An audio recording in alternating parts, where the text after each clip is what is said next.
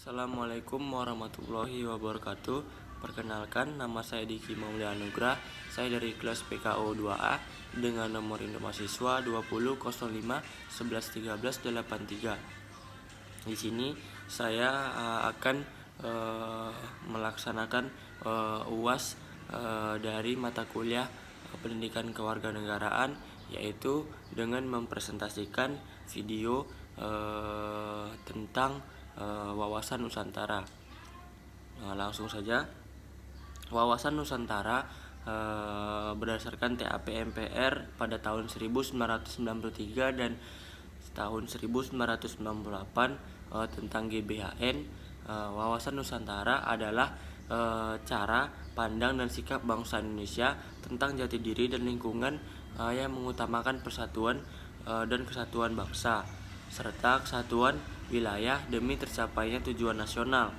Tujuan wawasan Nusantara keluar adalah menjamin kepentingan nasional dalam era globalisasi yang kian mendunia, walaupun kehidupan dalam negeri.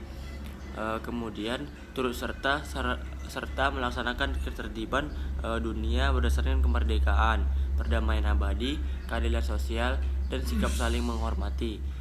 Tujuan wawasan Nusantara ke dalam adalah menjamin ataupun menjalin persatuan dan kesatuan di segenap aspek kehidupan sosial, baik aspek alamiah maupun aspek sosial. Pengertian wawasan Nusantara menurut para ahli. Yang pertama yaitu adalah Profesor Wan Usman.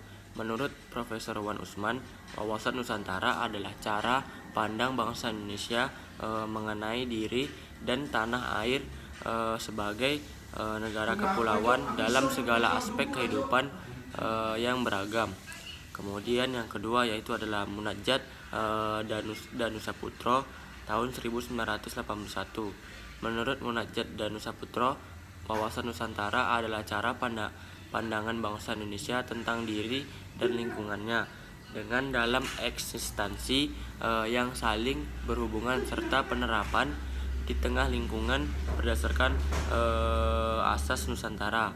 Kemudian yang ketiga yaitu adalah Sumarsono tahun 2002. Menurut Sumarsono, wawasan Nusantara merupakan nilai yang menjiwai segenap peraturan perundang-undangan pada setiap sastra di seluruh wilayah negara, sehingga menggambarkan sikap dan perilaku, paham, serta semangat kebangsaan atau nasionalisme yang tinggi dan merupakan identitas jati diri bangsa Indonesia.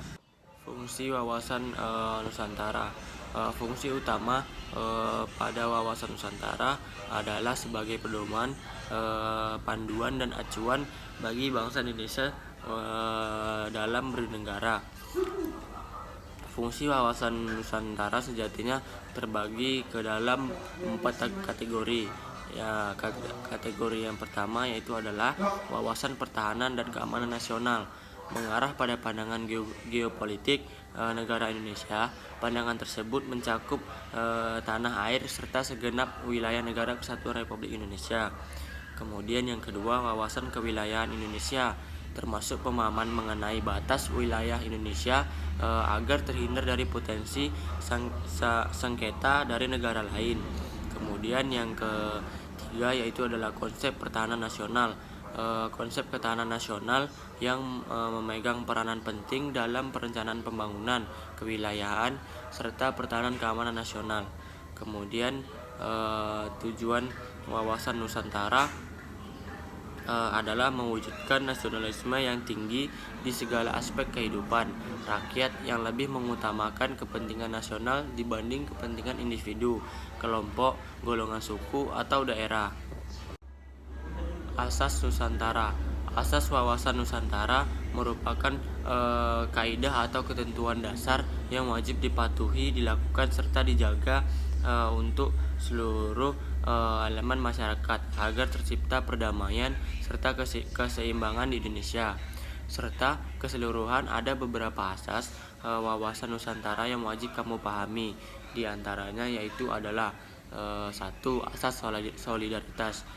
Asas solidaritas adalah perasaan emosional dan moral yang terbentuk pada hubungan antar individu atau sekelompok berdasarkan saling percaya, kesamaan tujuan, dan cita-cita. Adanya kesetiakawanan dan rasa sepenanggungan. Kemudian yang kedua, asas kejujuran. Asas kejujuran dalam berpikir serta bertindak menjadi sebuah asas wawasan Nusantara yang sangat penting. Berani berpikir dan bertindak hanya yang sesuai dengan fakta serta kenyataan wajib dilakukan demi tercapainya kemajuan. Yang ketiga, asas kesamaan tujuan. Mempunyai tujuan serta kepentingan yang sama adalah sebagai contoh di masa kemerdekaan saat semua rakyat Indonesia melakukan perjuangan bersama-sama mengusir para penjajah. Kemudian yang keempat, asas keadilan. Asas keadilan adalah seluruh elemen masyarakat yang mempunyai hak yang sama dalam mendapatkan keadilan dan mewujudkan tujuan serta cita-cita nasional. Tidak boleh merugikan pihak tertentu maupun mengutamakan kepentingan kelompok ataupun golongan sendiri. Hal ini berlaku dalam segala aspek kehidupan bernegara, baik keadilan secara hukum, ekonomi, politik, serta sosial. Implementasi wawasan Nusantara. Penerapan nyata wawasan Nusantara dapat dilakukan melalui cara berpikir, bersikap, dan berucap. Contoh penerapan wawasan Nusantara sendiri dimulai dari Pancasila dijadikan sebagai falsafah dan pedoman hidup bernegara dan bermasyarakat. Berikut beberapa penerapan wawasan Nusantara. Yang pertama yaitu adalah implementasi di bidang pertahanan dan keamanan. Yang kedua, implementasi di bidang politik. Yang ketiga, implementasi di bidang ekonomi. Yang keempat yaitu adalah implementasi di bidang sosial. Tantangan implementasi wawasan Nusantara di era modern. Yang pertama adalah perkembangan pesat teknologi. Yang kedua yaitu adalah kapitalisme. Kapitalisme merupakan suatu sistem ekonomi yang berdasarkan kepada hak milik swasta atas beragam barang dan kebebasan individu untuk mengadakan perjanjian dengan pihak lain dan berkecimpung dalam aktivitas-aktivitas ekonomi yang dipilihnya sendiri berdasarkan kepentingan sendiri serta mencapai laba untuk dirinya sendiri. Yang terakhir adalah pemberdayaan masyarakat. Baiklah, hanya segitu saja presentasi yang dapat saya sampaikan. Jika ada kekurangan dan kesalahan saya akhiri. Wabillahi wal taufiq wal hidayah. Wassalamualaikum warahmatullahi wabarakatuh.